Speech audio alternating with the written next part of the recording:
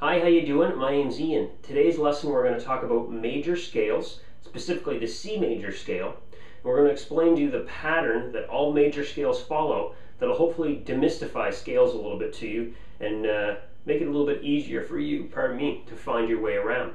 So the reason we're going to pick the C major scale to work with today is because there's no sharps and there's no flats. It's C, D, E, F, G, A, B, C. So C, D, E, F, G, A, B, C, right? So all the way up, there's no sharps or flats. The reason we want to talk about this scale isn't necessarily just because there's no sharps and flats, but it's an easy scale to explain the pattern that all major scales follow anywhere on the neck, or really on any instrument for that matter. And what we're going to talk about is steps between the different notes. We're going to talk about whole steps and half steps. Now, if you've watched, I have a video that I did before on understanding the notes on each string and understanding whole steps and half steps, where E, F, G, A. So we had a half step between E and F and a whole step between F and G. So what that means is each fret on the neckboard is a half step. If you go up 2 from, for instance, F to G, that's whole step. If we go from the open string E to the F, that's a half step. We're only going up 1 fret. So the pattern that a major scale follows is whole step, half step, whole step, whole step, whole step, half step. Okay? That pattern holds true for every major scale, no matter what root note you start at. So, and the example we're looking at today, which is the C major scale, we've got C to D, the open string. That's a whole step, because D is also here at the 5th fret, so we've got C, D. So if we're at D, and we go up E, that's another whole step, that's our second whole step. Then we go up to F, only up 1 fret, the 3rd fret on the D string. That's a half step to the F. Then we go G, which is also here, so you can see F to G is a whole step. Then we have our A, which is another whole step. Then B, pardon me, our B, and then the C again.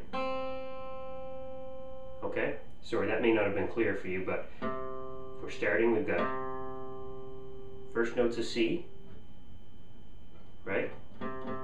Then we've got the D, then the E, then the F, then the G, the open, then the A, then the B, then the C. Okay? So the main point here isn't so much to memorize the scale. What it is to look at this pattern that exists in all major scales, which is the whole step, half step, whole step, whole step, whole step, and then another half step. Okay? So that's what you want to look at, and that's what I wanted to explain to you today. So I hope I didn't hiccup there too much for you. I apologize, but I hope that gets through to you that starting at any root note, if you go whole step, half step, whole step.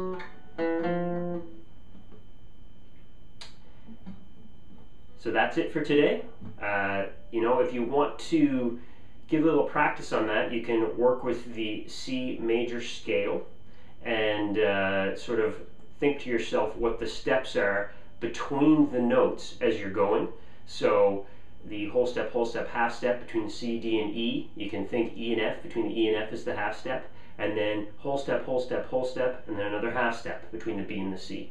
So you can work with that, and then you know, experiment a little bit on your own and take that pattern to other major scales and start at a root note and see if you can figure your way out.